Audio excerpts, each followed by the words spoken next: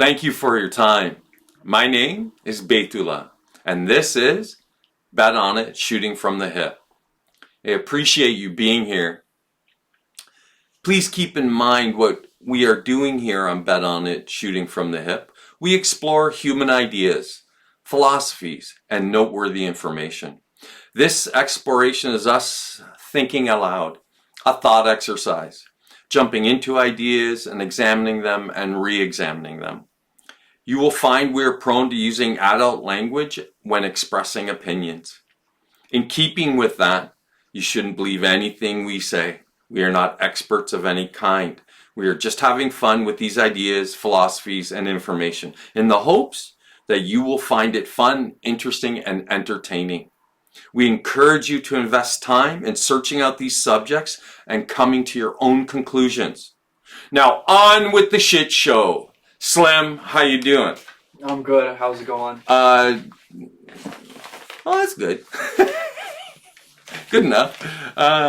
So on today's wonky episode, we are going to cover I Dream of Jeannie. Oh, sorry. I Dream of Jinn. I dream of whiskey. I do ya. So that play on words, I Dream of Jeannie was an American fantasy sitcom television series, and that it ran in the late 60s and early 70s. So it was basically a story of a genie that ended up becoming the servant of an American astronaut with whom she eventually falls in love with and eventually marries, right? So you're going like, so what? The point is that within our popular culture, we typically see and are exposed very regularly to the ideas of jinn, and the colloquialism that's often used is they're referred to simply as genies. So surely you know what I'm talking about. Yep. From the Disney cartoons, everything that you can think of. Absolutely. When I was a kid, there was an independent cartoon. It was, again, late 60s, early 70s, where it was this boy and girl who had a genie at their disposal, right? So it's seeded itself within popular culture. So what we're more interested in, or what today's episode is more specifically about, is the jinn in and of themselves. And when you go, well, why is that noteworthy? Like, what possible reason could there be to, dedicate an entire episode to such a subject? And what makes it really relevant beyond the pop culture is the fact that it's a tenet in one of the largest religions on the planet. It's a basic tenet of faith, right? That they're expected to believe in the jinn. And the jinn come out of Arabian and Muslim mythology. Now, I'm not challenging whether or not it's mythological or it's real, right? For the faithful, it's real, right? Have you ever heard of the jinn outside of the pop culture context? Because there's even like horror movies that are based on like genies or jinn and stuff like that. Are you aware of any of that? I'm aware of it. However, I think the genie concept, that's kind of an yeah, one of those. Amalgamate. Try again. One more time. Amalgamation. Amalgamation? Close enough. That's not even a tongue twister. Come on. So, one more time. Amalgamation. Amalgamation? I'm new to this language. Okay, just get past the amalgamation. Anywho, so it's definitely not the same descriptor of the traditional, like, Muslim, Islamic tradition of, the jinn. But I'm familiar with, like, the Western contemporary version. Yeah, like the pop culture idea of it, right? Because, again, like Well, think about like within pop culture, how many representations you have of like mythological gods from like Norse mythology, the Olympians from Greece. So it, it shouldn't surprise anybody that people are pretty clever and creative will somehow find a way to use these real world things that may just be ideas, but then again, there might be some kind of truth to them in a manner of speaking that they end up appearing within pop culture. But the origin, the why, it's what makes this super interesting is how they are defined within the religious context, which we're going to get into now. So they're considered supernatural creatures, and they're intelligent spirits of lower rank, lower than angels, but not demons, right? They exist outside of those entities that are recognized within like religious traditions, right? So, and they can appear as human and take animal forms and even possess humans. So they're this super weird kind of trickster that has evolved within the context of those religions, and it was often to set up allegories to sort of like go to sort of demonstrate what happens in terms of consequence should you follow like behaviors that would be considered inappropriate, and that this could be a consequence of that, right? So now, having said that, the Arabic collective noun deriving the Semitic root for jinn is jann, right? So I don't know that that's really really matters, but it illustrates that it's from the earliest iterations of Arabic that it's been a part culturally and religiously in the Middle East, right? Because that's where it's primarily it comes out of. But again, it's been adopted by pop culture. So now, having said that, the word for jinn is interpreted to mean literally beings that are concealed from the senses. So they exist outside of that's the literal definition of like jinn. And it's a perfect descriptor for the way these creatures conduct themselves, that they're aware of us, we're not aware of them, right? So the jinn has become, so we covered this part of Western mythology, like even though it's an Islamic belief, and they're creatures that are not just negative in terms of their interactions with us, but they can also be beneficial, and they act like we do in that they act like independent individuals, right? So it's this weird dichotomy of like, you go, it's kind of like us but not us, and it's aware of us but we can't see them. So clearly all these advantages, and again the supernatural element to these beings, right? Yeah, I love the characterization because it's both mystical, somewhat human, but it's not Exactly. it's not held by human standards. It's a force of nature or consequence. Well, so then could you equate the jinn to like a disembodied intelligence that can embody itself when it chooses, and then it can choose a form? It can appear as a human, it can appear as an animal, or if it wants to really mess with you, it can possess you, right? So for the faithful, I can appreciate why they'd have concerns, but to me, the reason that even exists is something that people would talk about, or the origin of it might be a way to explain those things that they can't explain. So imagine the time that this was developed culturally. People simply, they're not like us. They didn't have access to all this information. So it means they probably lived in fear of the natural world, and there was a lot of things that they could bear witness to but could not explain, right?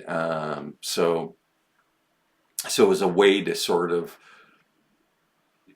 to ease their mind, so in the sense that they would now know what it was, that whatever they were dealing with at any one time, or Yeah, something to give it form that they can interact with. well, or just something to ease their mind so they know. And then, of course, it feeds fear, because these things can also take possession of them, but it might explain like strange animal behaviors and stuff, the things that they might witness.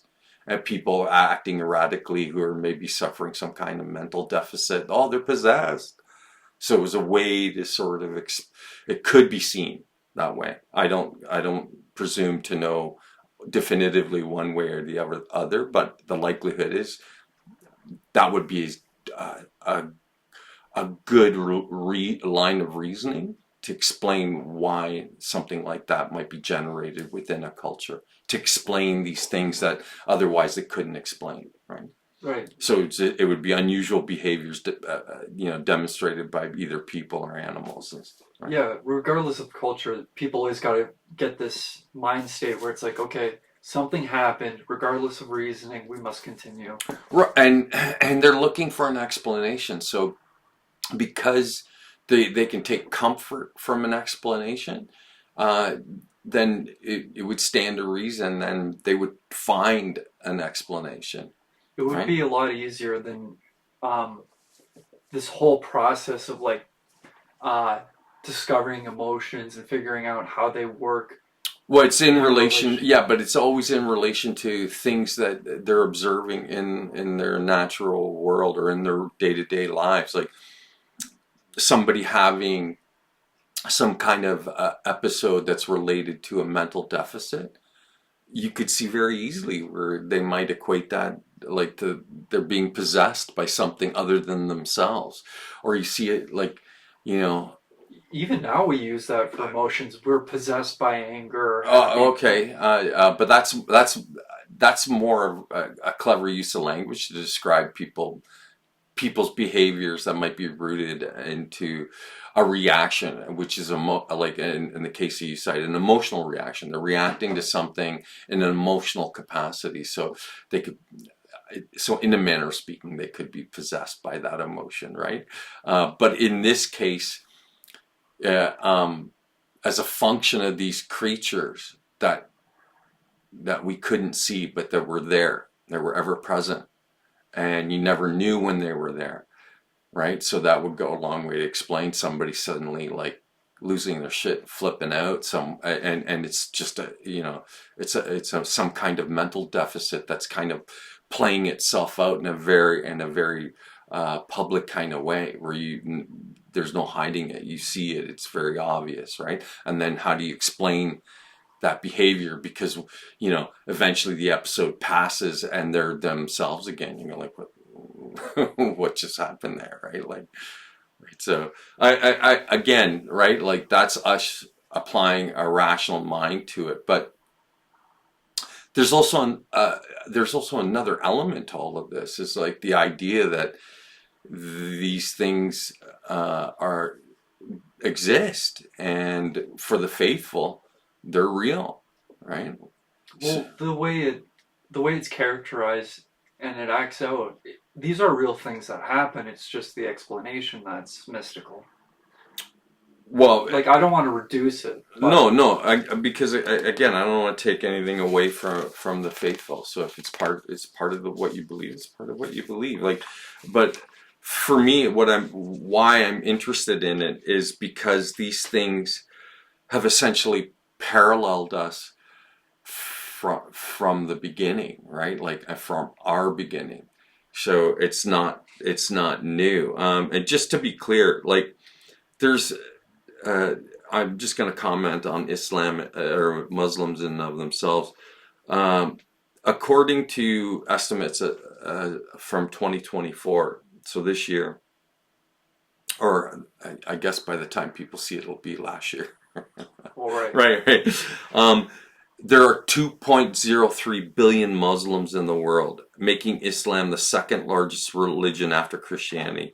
Muslims are found in every region of the world, and with the largest concentration of Muslims living in Asia and Asia Pacific region, right? All right. So again, for them, for many of them, it might well be a very real thing. So the jinn appear 29 separate times within the Quran, which is the holy book of Islam. And in the 76th chapter, the jinn, and was revealed to the Quran was revealed to Muhammad over a period of 23 years. And the first revelation at Mount Hira after the Prophet's death, his successors compiled these divine revelations into a manuscript. Muslims believe the Quran was verbally revealed from God to Muhammad when he was 40 through the angel Gabriel in the West Arabian towns of Mecca and Medina, beginning in 1610 and ending in Muhammad's death in 1632, the Common Era. So as a religion, it's relatively recent. It's only like 1400 years old, right? Like in comparison to the other Abrahamic faiths, which go deeper, go further back into our past. The jinn are subject to God's will. So like us, or at least in terms of the way the faithful view it, that we are subject to God's will, so are the jinn. So they don't exist separate or distinct from God's will, right? If that, if that means anything to you. But that also means that they await for judgment in the next life.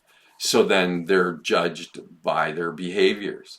So, were they good or were they bad in the course of living the life that they live? And remember, they're not always these like horrible creatures. They just have the capacity to do these strange things. They shapeshift. They can take you over, possess you, or your body and mind. So, and within the jinn, they're made up of distinct groups and tribes. So they break themselves up into much like humans, right? So they're very much an analog of us, like that in terms of us, when I mean humans, the way that we divide ourselves based on nation and cultural identity, and even within the same cultures, your social status and that sort of thing, right? So again, they ascribe a lot of things that typically are very human to these mystical beings, right? So again, having said that, they're either benevolent or an evil trickster, and they wage war among themselves. So they have their own story, right? So again, much like us, it's the same things that we do. As soon as you said war, I thought that like immediately. I'm like, yeah, sounds right. Yeah, sounds just like us. So they can be summoned and bound by mystics. So magic users. So I don't know any magic users. Do you know any? Well, yeah, you might know one or two. No, I thought I had a joke. So apparently they can be summoned, and like I said, bound by a mystic, but I wouldn't even presume to know what that exactly entails, like to be able to do such a thing, right? And again, the assumption is that somehow all of this is real, right? But I have my suspicions. Now, having said that, the jinn culturally were pre-Islamic, so the story of them goes back even further than Islam itself, right? And Islam was developed in the Middle East, it's not, it's more common to that region, right? So and again, it predates, the worship of of a single god. It's just common folklore. And like I was saying earlier, they're invisible, they can take possession of us, and they shapeshift, which makes them the perfect enemy, right? But in a manner of speaking, people can do the very same things, except for the shape-shifting, right? Or at least not gross shape-shifting. You're not changing into an animal or another person, but you could in a way, in the way you present and the way that you look, you can alter them sufficiently that you can come off like a completely different individual, right? So now, having said that, I'm not equating that, like, although there are a lot of shifty people out there that I don't know they're exactly shapeshifters, but they are shifty. Fair. I was drawing parallels to like superheroes. We have these like grand ideas of these beings, and they're sort of human. Like, if you view it as a narrative, it's a very, very good way to like be introspective while viewing these like non-human beings. So you're a little disconnected. You feel comfortable analyzing it, being comfortable being honest about it.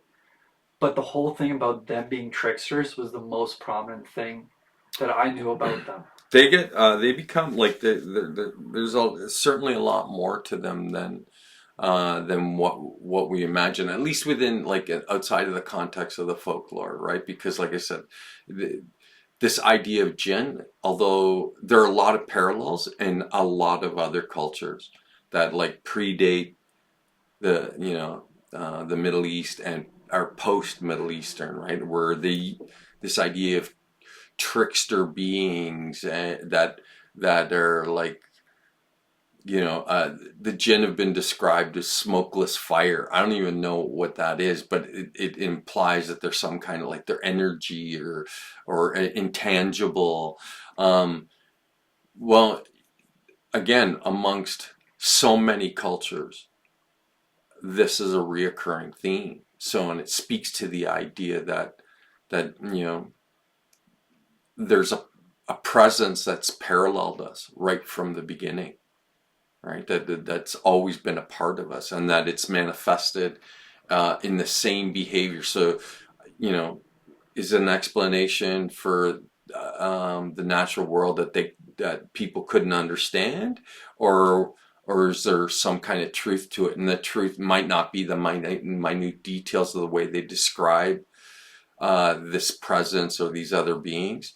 The truth might be, the most common thread is that they exist in conjunction with us. They paralleled us in development, and we've talked about this before. Agartha, like, through the Tibetan traditions, that at the center of the world there's like this advanced culture of beings, the king of the earth. Again, it overlaps in terms of like reoccurring themes with this idea of jinn, right? and what makes it more interesting is the jinn are said to, they can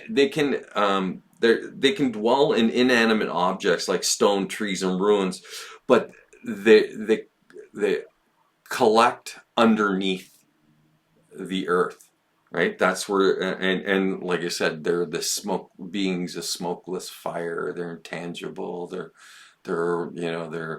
a mist, a moving mist. Like, however, and again, you could just be describing actual, like, mist, conditions that allow for a mist to develop, right? So it becomes an explanation. But again, this idea that there's something that lives within the earth, a presence that's been paralleling us in development and growth, so that it's this thing that's always been there, and it's the thing that we've attributed all our legends and folklore to, but in the more peripheral kind of way, meaning that it's not exactly identical, but again, we use all these reoccurring themes. So what if that does speak to the fact that there really is something that's been paralleling us in our development, and it would be, and the present iteration of it is like the UAP. That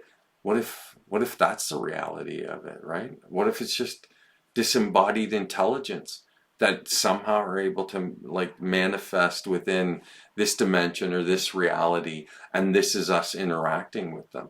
But we dismiss it out of hand. Like, most people don't even give a shit that when the government's saying, yeah, there's something to UAPs, they might be real. Well, how different is that from, like, the idea that like jinn might be a real entity that, or a life form, some kind of life form that's been around since, for at least as long as we've been around, right? I feel like without stories, it's hard to draw ideas of Why? like if they have goals. Like You can draw all sorts of parallels. I mean, well, they fight among themselves, so dominance must be a part of that, right? Like they're trying to dominate each other because one feels like it's superior or more deserving, or that it has the right to be the authority or to be in charge. Um, you know, um, so they're so when you look at them and within the context of Islam, they're said to have inhabited the earth before the creation of man. And allegedly God sent the angels to purge the jinn because they became corrupt, violent, greedy. Most were killed, but survivors were exiled into the interior of the earth. So they were, at some point, at some time, they were dominant. And there's lots of traditions of pre-humans or early humans were dominated by, you know, again, supernatural beings who ended up out of their hubris becoming corrupt and excessively violent and greedy, and then they were basically smited down by their creator, right? So, and in this case, for the jinn, he had other supernatural beings, angels, essentially erase them from existence, and then the few that survived disappeared into inanimate objects or underneath the earth to hide from, so that's not to suffer that same fate. That's a story that's been told many a time in many different cultures. So again, there's a part of me that wonders, like, what if there's some truth to all of that? And the truth is that like this presence has paralleled us from way before we arrived, and it might view us with contempt, and might view us as something like or with indifference, or see us as something beneficial, like and so then it observes us from the shadows, and then the question becomes, well, why? Well, to avoid the wrath of God, right? Or the wrath of the creator, whomever or whatever that might be, right? it's interesting. I'm drawing a lot of parallels, but one thing I want to bring up is it's not typical in theology, as far as I know, that you'll have something represented as both flame and mist. So I'm assuming it's like smokeless fire is that's how they're interesting referred too. to, right? Like, so you go, so what's that mean? That No, means, I'm saying specifically like both mist and fire.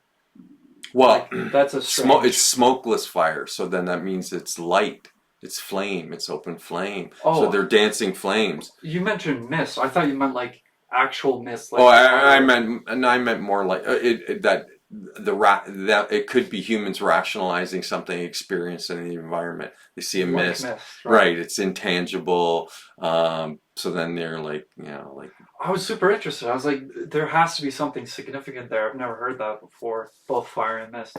But still, there's a lot of interesting things about these beings. Like you say, they parallel human growth. So if you want to reduce it to like an a representation of culture, maybe you could do or that. even just, or they become an allegory for us.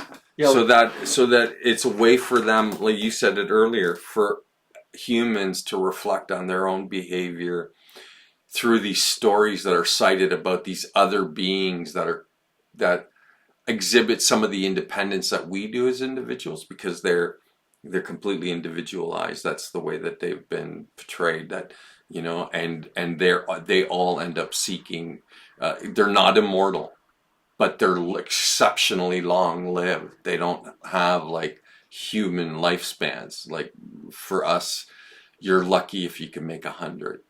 right? And I think on average, I think for men, the average age of expiration is like 76 or 77, something like that. And for women, it's a bit higher, right? But these are beings that live for hundreds of years, like multiples of hundreds, like potentially even thousands of years. So it's not exactly immortality, but an exceptionally long life, right? So in the course of such a long life, they take on the role of what, observers? They're hanging out, watching us from a distance. Again, maybe because they fear the consequence of interaction with us, right? Like that, perhaps they may be judged. That might be more. That could potentially be. I don't want to say more real, but more real in terms of the way of looking at them. That they're fearful of the judgment, so that prevents them from directly engaging with us, because at some point they're going to have to answer for that behavior. I mean, again, basic tenet on all the Abrahamic faiths is that you answer for your behaviors in this life, Right. right? That you're accountable for that. And these jinns, they seem to like represent this grand change, like this idea of fire, this idea of being both non-mortal but also not really Tangible but intangible. Yeah. Like I said, they possess all these unique traits that are more than human, but they also uh, act and behave like humans. They can be malicious, they can be good. Just describe people, right? So it's, to me, it's the idea that, like, we talked about this when we talked about Jacques Vallée and the Passport to Magonia. The idea that, like, that we've never really been alone, but we live in such a way that we've dismissed all that stuff, saying it's just stories that they have no real, they're no real value to them. They're not meaningful beyond like trying to like teach us moral lessons or something like that, right? So, and I'm like, but what if they're not, like, what if they're not just allegories or a way to convey some kind of a moral teaching or a moral lesson? What if there's a hint of truth in it? And the hint of truth being that there's this presence that's not us, but has been around since long before us, and that's been paralleling us, right? So I don't presume to know. I'm just asking that as a question, right? It's purely speculative, but it's super interesting shit. Like, because when you think about the fact that, like, that stories like this have about beings like this have existed in virtually every culture. I mean, you know, is it saying something? It might be reading something, reading more into it than not, but still, it's kind of, the idea is kind of intriguing. Yeah, when I think about things, I try to go like extreme belief to extreme reduction. I try to find like what makes A sense to me. balancing point between the two. I wouldn't say there's ever a balancing point. Like there's always just the question. Because the way I'm seeing it is like it could be an abstract way of representing something, but at the same time, if it is real, there is both um, like real meta consequences to the story. Like it's a subjective experience, perhaps. But if it's real, then it's like there's a lot of strange qualities there. Like, why would they face judgment but be nearly, well, to humans, immortal, but grand scope of things, maybe they only live a couple million years? Well, again, there's no way that we can know definitively. It's just the way that they're presented in, like, in Right. that storytelling format. And usually when humans tell stories like that, there's a point to the story, and it's usually some kind of like moral lesson in there, right? Like that. That's what I try to go to because Yeah. that's most reasonable for me.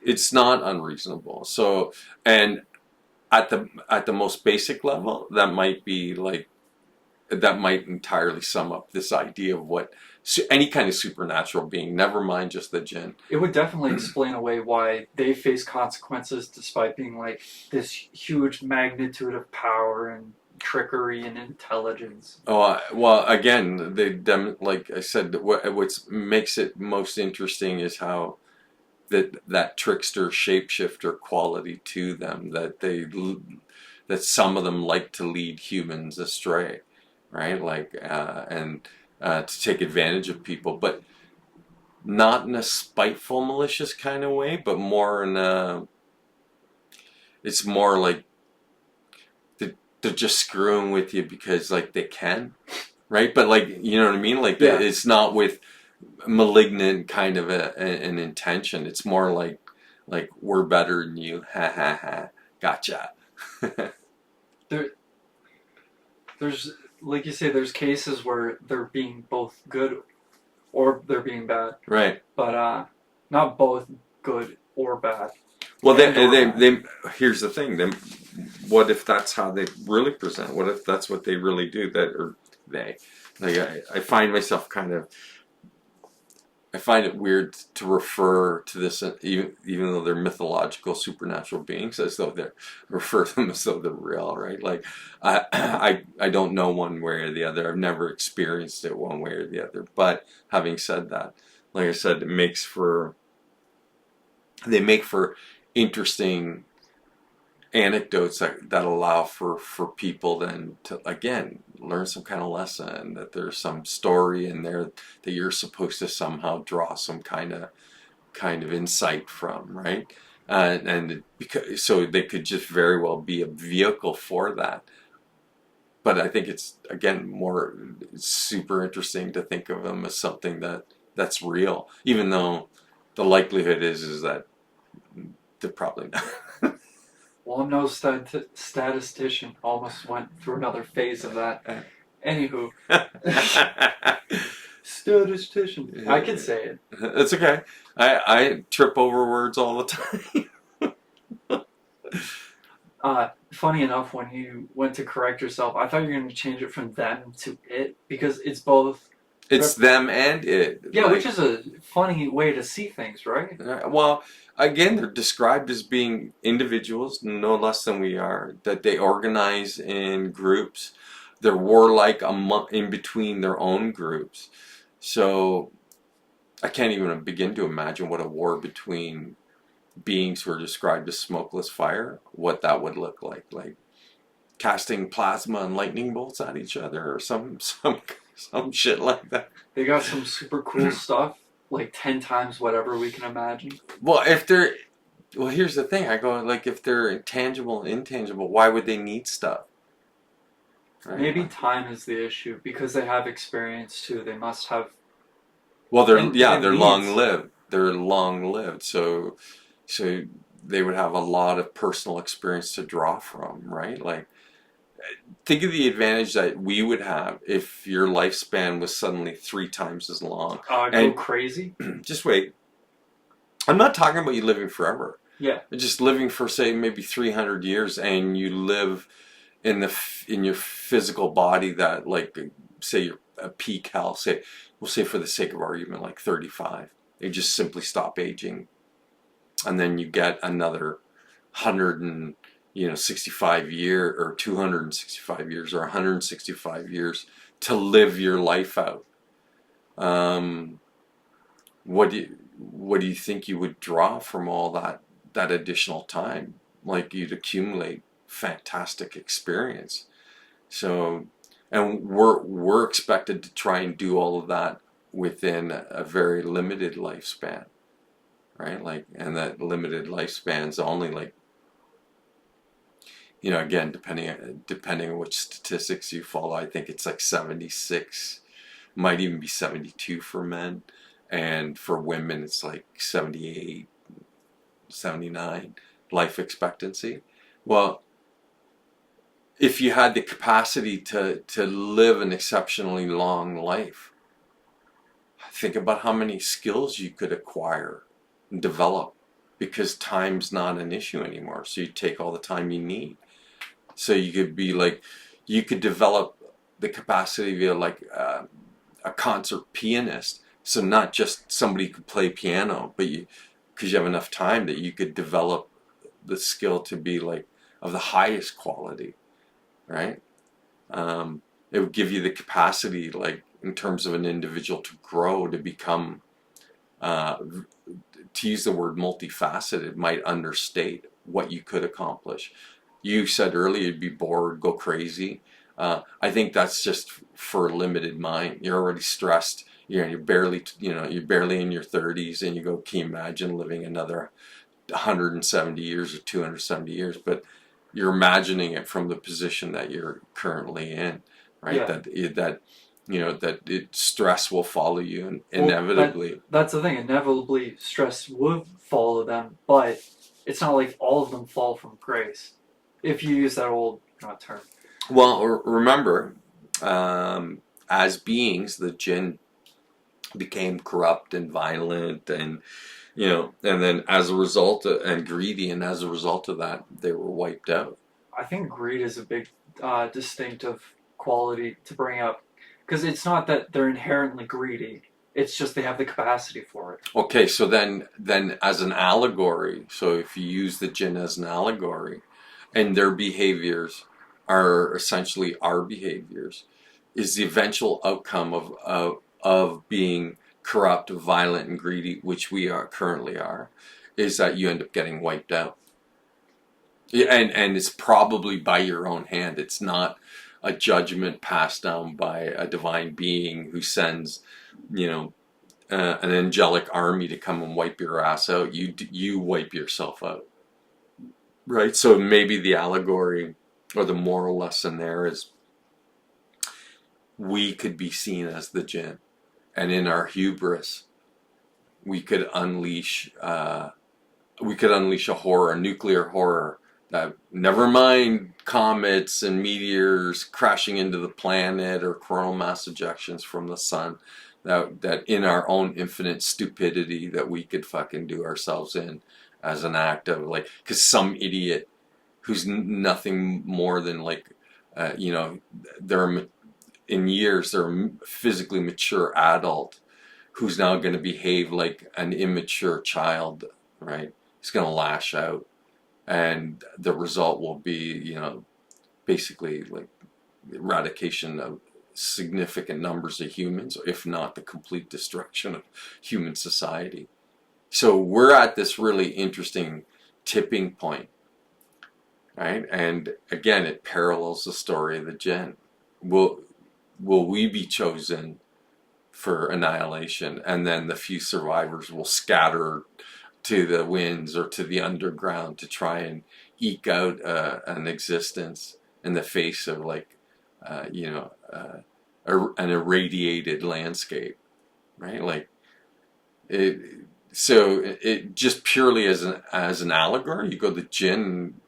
If there's consequences to that kind of level of behavior. So if you're corrupt, violent, and greedy, again, which accurately describes most materialist or dominant first world countries, especially the ones with large militaries, that's the kind of idiocy that we're looking at, and at our own hand, by our own hand, as an act of or as a result of our own stupidity, right?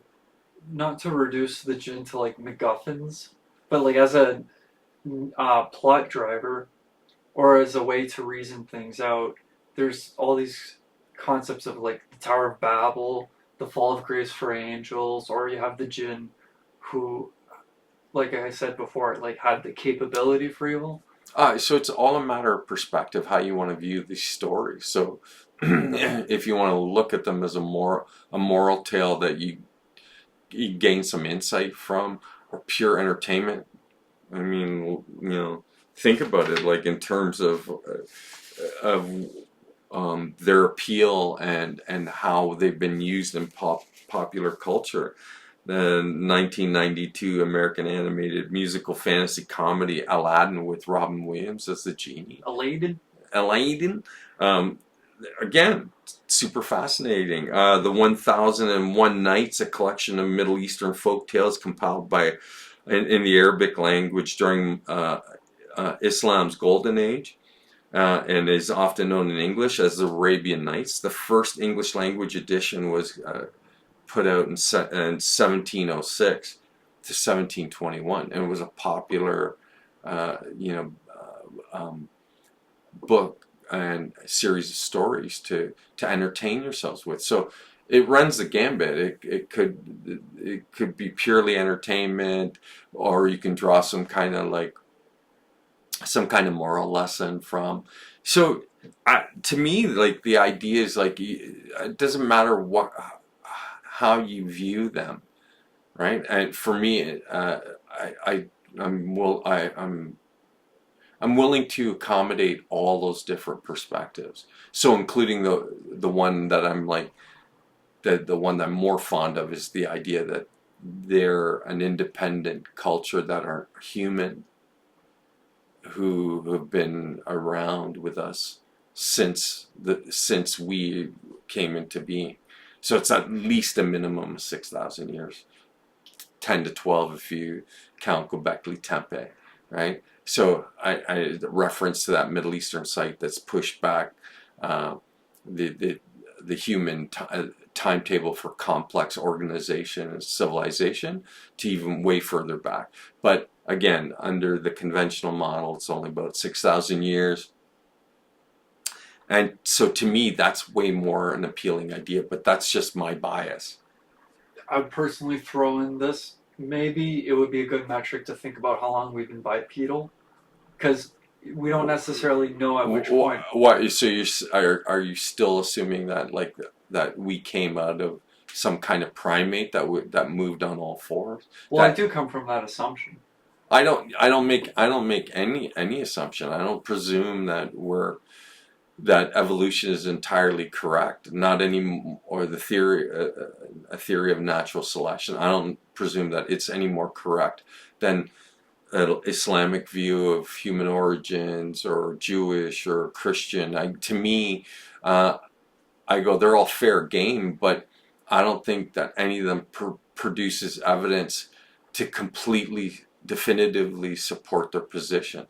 Right, and that's me going after the science guys too, because I've stated this before, and I'll state it again. Religion and science have poorly prepared us for the reality of reality, whatever that might be. Well, that's what I'm trying to bring up. Like, past 6,000 years, we're still bipedal. We have tracks in the same locations as like woolly mammoths. So we follow like similar migration. So I assume we grew up with these animals. Look, the expectation is, when I was your age, it was commonly held belief, and it was promoted by science and popular media, that humans are only about 50,000. The current model of human is only about 50,000 years old. Now, all these years later, and I'm 58, so all these years later, now the idea is that humans have been around for maybe, for sure, for 200,000 years, and for maybe as much as 400,000 years. And that means that we stand before each other, that potentially 400,000 years ago, there was somebody who was indistinguishable from us who existed at that time. So then they cite that maybe 50,000 years ago was when we discovered probably mushrooms growing in the dung of like animals like cows, who we would follow, because they would be our food source, and eating the mushrooms, and they're again, there's no way to prove this, but that somehow allowed for the expansion of our mind, of our brain capacity, right? And then allowed for us to start demonstrating abstract thought. So think of the Lascaux caves in France, but it's not the only example of people demonstrating from an altered state of mind, like creatively and artistically trying to recreate their visions or their experience while under that influence. I'm just saying, for a longer period of time, we 100% were not like this, but we had this sense of awareness.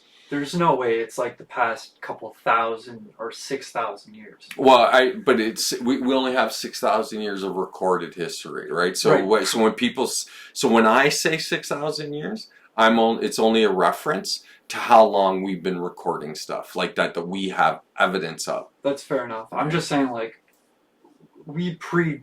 human mind predates 6,000 years, Oh 7,000 yeah, well, years. way Like back. the But migration patterns do kind of exhibit we like farm life. we don't we don't. There's so much about us that we have no idea about.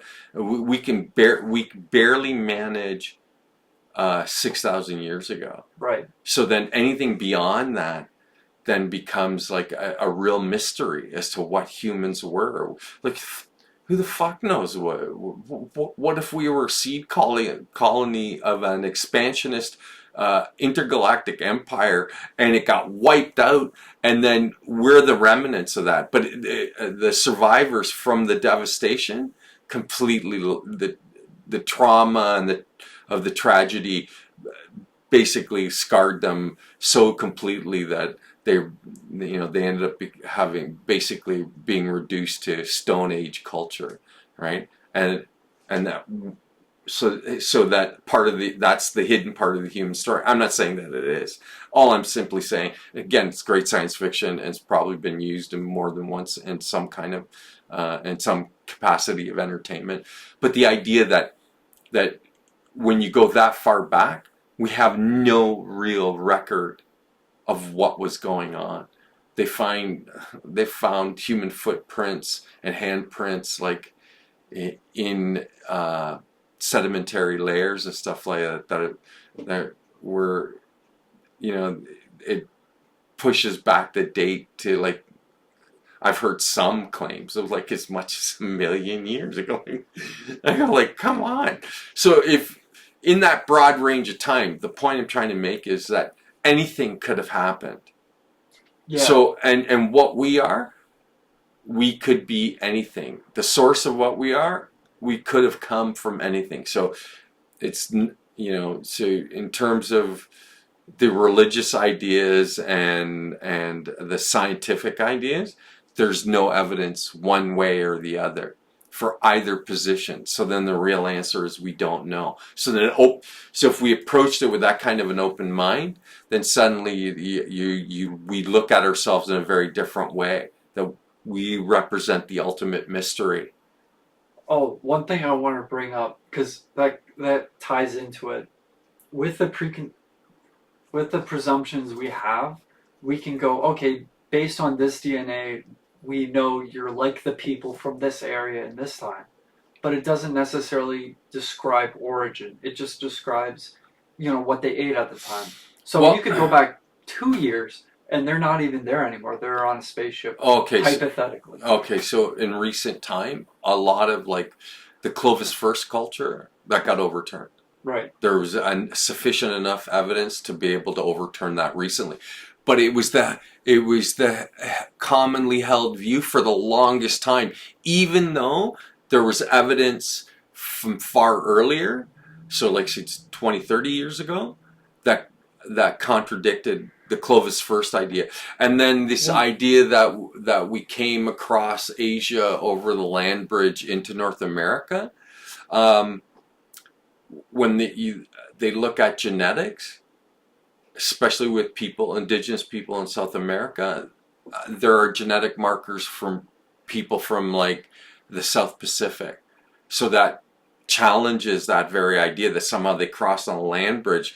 If you're going to have this same genetic markers in human population, say in South America, that comes from the South Pacific, then that means that those people had to travel across the Pacific to get to South America, and then they probably worked their way up through Mexico into North America. There is a history, according to the Aztecs, that they came from distant lands. Well, not from South America. Yeah, no, there's tons of traditions like that. Like, again, they're stories that we use to explain why we're here. I think so. Does that mean that they're just stories? Well, they might be, but then again, they could be based on a real experience. So how much of it is real? You know, the story arises as a way for us to explain things like why things happen, what our origins are. It's what we offer ourselves to sort of make sense of the world that we live in. But here's the thing, a lot of that stuff has fallen away or is falling away. So then the ultimate reality could be something that's so freaking fucking mind-blowing that that all those stories become irrelevant, right? Like, so what if we're just, you know, we're humanity from the future that's seeding the past. So once they develop sufficiently enough scientifically and technically and are able to like tap into, like, say, planetary energies or the energy of the solar system or the energy of the galaxy. So I've just have you ever heard of the Kardashev scale? Oh, it sounds familiar. Yeah, he's a Russian scientist, and he said, Is this red shift, blue shift? No, so he talked about different types of civilization. So a type 1 civilization would meet their energy requirements through the totality of whatever the planet could offer. Right. And then type 2 would expand then out into its solar system, and again use all the natural resources within, and not just natural resources, I mean like harness energy directly from the sun to fuel their energy requirements. And then type 3 would be like on a scale where like they're using energy that's produced by like a galaxy or something like that. So you can't even begin to envision what a type 3 civilization would look like. They could look like anything, be anything. You could choose your shape and form and change it at will. You could travel through time, backwards and forwards. It could be literally intangible. So does that mean that maybe the jinn are future humans? I'm not trying to, like, even though I'm drawing a correlation, all I'm simply saying is what if the weirdest thing is that all these stories are stories of future versions of us who come into the past to screw with past versions of themselves? I know it's a huge mindfuck to think like that, but I think we do ourselves a disservice by simply like going, there's no way any of this. Well, remember, the perception is your reality. So the current perception has been influenced largely by religions that have a limited timetable. Like, we know when they originated, when they came into being, and how much they've influenced the way we view ourselves. Science does the same thing, and it creates this perception, which is just another story that we tell ourselves to explain who we are. And the fact of the matter is, maybe there's something going on, or maybe we're part of something that's so mind-blowing, that beyond what we've ever conceived, that we barely are scratching the surface of what our reality really is. Because the perception of reality is what's dominant. Yeah, like there's some destabilizing things if you really think about it. The whole evolutionary tree, that's a family tree. That's a very strange idea, but we used to be these little rodents, supposedly. Right, in the age of the dinosaurs, right? And then once they were wiped out by that enormous asteroid impact, it gave opportunity for the rise of mammals, right? So, and again, so the idea is that over hundreds of millions of years, and through selective mutation, that eventually you start with something that's like basically there's like sub-theories. Yeah, right, and that it somehow, given the right environment, will allow for it to develop into something extremely complex. Maybe, but I have my doubts. Right, that's the story that's offered, that science offers. I go, but I still have my doubts. Is it any less reasonable than the idea that you would have another intelligent species or intelligent humans from the future who create themselves to create this time loop, right? They create the modern humans, right? And maybe that's why we don't know what our origins are. Because certainly our memory doesn't go that far enough back to explain what we are. So we tell these stories to explain what we are. Wow, somebody need an emergency. So I don't know if you can hear the siren, but I think it was an ambulance siren. At any rate, do you see where I'm going with all of this? Does it make sense what I'm saying? That in terms of how we explain who and what we are, we don't base it on facts. We just base it on ideas, what we imagine to be true. Yeah, like there's evidence and then there's circumstantial evidence. It's not like we have proof that fish gave birth to that fish, and it continued down the line. Closest approximation we have is like, hey, that one grew that. Like I'm not saying that natural selection isn't at work in the natural world. That that it might very well, it very likely is at work, but I don't think it's the explanation of us. I don't think it sums up what we are. I think what the mystery of what we are is just that. It's a grand mystery that everybody has ideas about, but nobody can produce definitive evidence to support their position. So whether you're faithful to like a religious ideology or you follow some kind of scientific ideology, they're just ideas. And that's what we do here. Here we discuss ideas. And then it's a matter of you determining what's the greatest likelihood or possibility that, which ideas have more value. And remember, over time that will change. Given enough time, find enough in the way of evidence that's not definitive but just super suggestive, right? Again, it just informs our ideas, and then in the case of our origins, for us it allows for us to explain who we are, even though we don't, or what we are and where we came from, without definitively knowing. Yeah, one argument I get into with like people that like tend to be atheists, or they don't have this idea of there's the other. They go, oh, well, we know, the Earth was formed from this and that and this. Like they'll go through the history of right. So they'll go through the history and essentially go, because we know this is here because of this, we can rule out any sort of magic. It's like, no. It's like improvising or improv. You essentially go, okay, that's possible, and or how that happened. There's always more.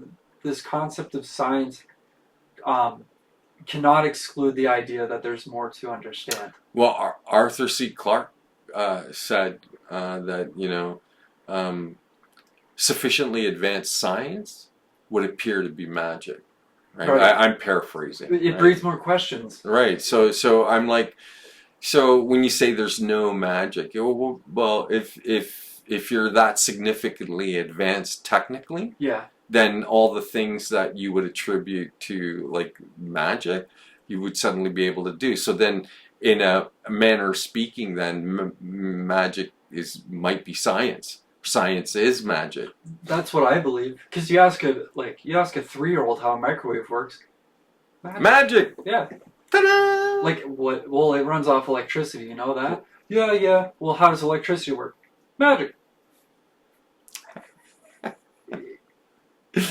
To me, like I said, we take a lot of things for granted, and we make a lot of grand assumptions too, living within the context of our society, and it influences our perception.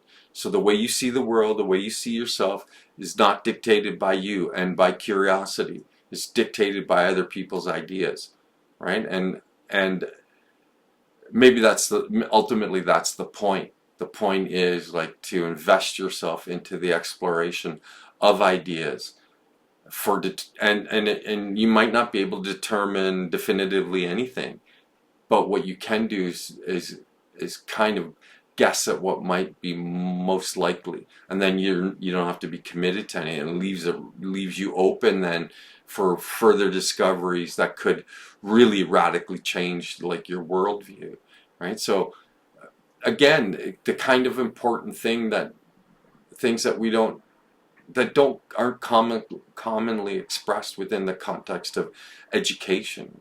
How often do you get exposed to ideas like this in the course of your education? Rarely, if ever, right? The idea where you're going to follow ideas to conclusions, try to come up with some kind of definitive conclusions. It's typically it's nerd speak that only nerds talk about among themselves. But to me, it'd be far more endearing to see this become part of the common lexicon of the conversations that we have as average people.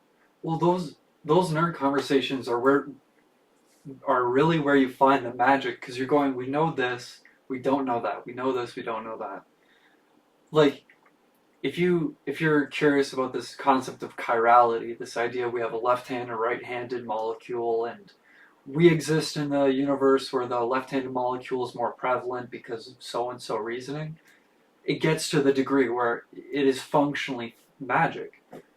Well, again, it's only as the exploration is only as far as you're willing to go. So, and in keeping with that, you approach it with an open mind, and then you dismiss the things that don't work for you or don't meet your sensibilities. Again, this is where we talk about subjectivity and objectivity.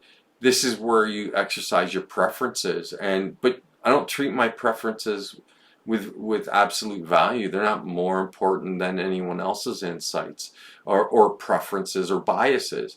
We exercise those things. I exercise mine all the time, but I'm not so attached to them that now they're the only ones that are of any real value. That the point is to be open and to be willing to entertain ideas that especially ideas that challenge your ideas, right? That's how you broaden yourself as an individual. Excuse me. That's how you grow. And ultimately, all these stories were to, whether they're anecdotes or allegories, to try and impart some kind of wisdom into the individual hearing them, or for them to consider the story more further or more deeply into terms of how it relates to them. That's the point. That's why we dialogue. That's why we communicate with one another. It's for greater degrees of understanding. And you can't do that if you think you know or have all the answers. If in the situation where someone thinks they do, that's going to be destabilizing. There's no way it's not going to be destabilizing at some point. Well, but again, you can see like it gives rise to authority, right? I know better, and so you should do it because I say so, because I know better. It's the idea of like this iron podium, this iron platform. It's like it will never fall away. It's like you're supposed to assume all ground will fall away. Well, think about the last 6,000 years. Think about the last 100 years. How much things have shifted and changed from practical, everyday sensibilities. They weren't using flush toilets 200 years ago, but everybody just, again, when they project on that time, they don't sit there and see the advancement of us collectively and individually, right? Because they presume, very wrongfully, they project their contemporary sensibilities on the past. And, arriving here, wherever here is a result of the stories that we tell, the ideas that we tell about ourselves, for ourselves. That's why things have worked out in the way that they have.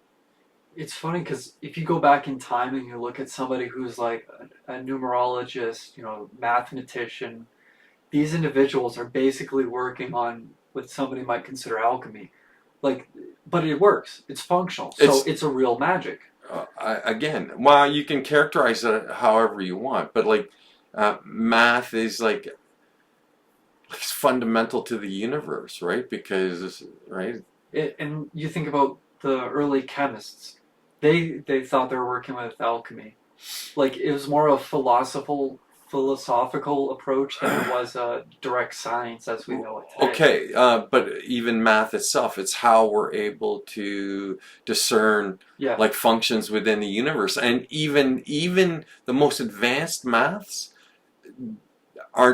don't exactly are able to explain everything. Well, So go ahead. that's what I'm bringing up with the chemists that were alchemists. It was this perception of a magic facade on top of a scientific, doing the bunny ears, scientific approach. It's because we discovered, and it was this, for them, it was a philosophical approach.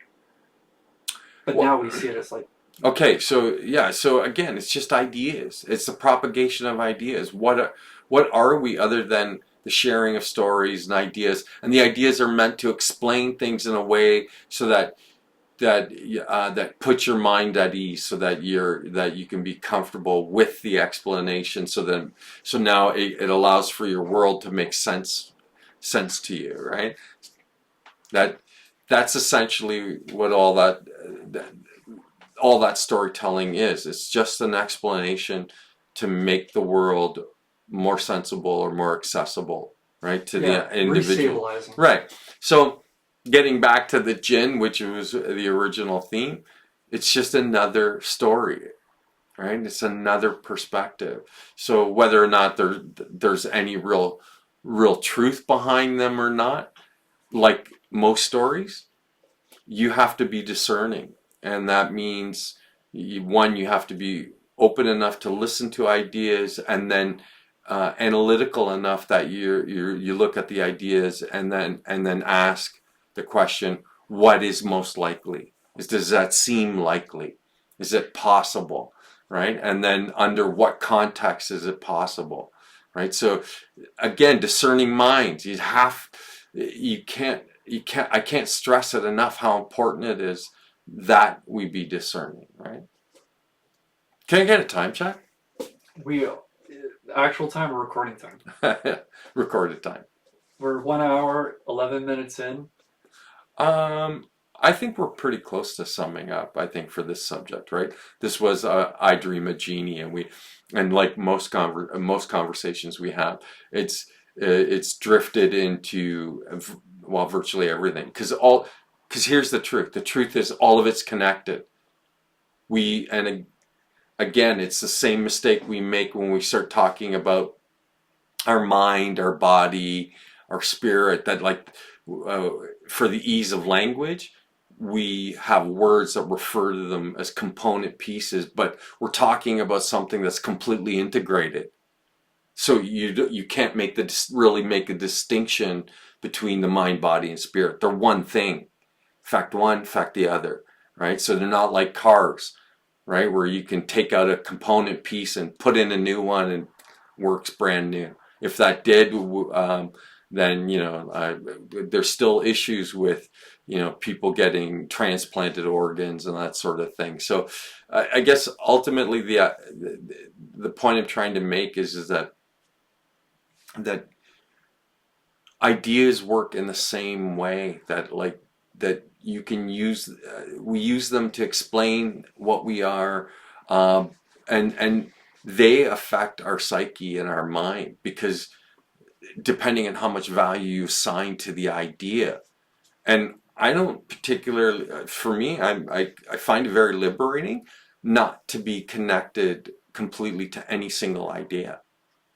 And then what it does is it opens the door then for any possibilities, right? And maybe that's where the real value in living is that you're open to possibility, right? That any possibility now it becomes viable, right? So that's all just a matter of your perspective and how you want to look at reality. But remember, you're already looking at it under a bias.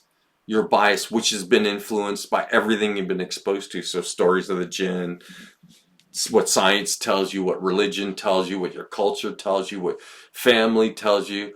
All these things influence how you see things. That's why it's a perception. versus like an observation, right? Those are different things. Perception is seeing something through your bias. An observation is just looking at something and then trying to discern what facts there are in the observation. You may discover there aren't any. So yeah, observations are where you find metrics. They're typically not subject. Well, they can't be subjective. but because of the double slit experiment, now we know that like even having an objective observer will affect the outcome. We gotta get into like a whole podcast on that because there's the Copenhagen and then okay. We're not going to jump into that Sorry. now, but we're absolutely going to explore that. So you can count on it. We'll be doing an episode with regards to that. So again, it ties into this idea of perception or having an open mind. So maybe ultimately what this episode is about, even though we came at it from a supernatural kind of mythological kind of position, the idea that perceptions are not necessarily reality, but it's how you choose to see the real world, right? So maybe the fault then isn't in your choice. And I at the very least, the jinn are an allegory for what happens if as a general humanities, as a species, if you're largely driven by greed, violence, and self-interest and hubris, then the outcome is self-destruction, right? So maybe on that note, we'll just keep that in mind. We're going to maybe end it on that note, but keep it in mind, you, the listener, that even though you don't feel empowered or that you don't feel like you can make a meaningful contribution, you do, right? But you're required to like push the limits of what you're capable of. I really, like, again, can't stress that enough. If you're capable of pushing beyond your limitations, and in this case, we're talking about being open-minded enough to entertain ideas, and then not to be trapped by your biases of your own personal sensibilities, that maybe there's a kind of liberation in all of that. Got anything you'd like to add? Amalgamation. Fine. Success!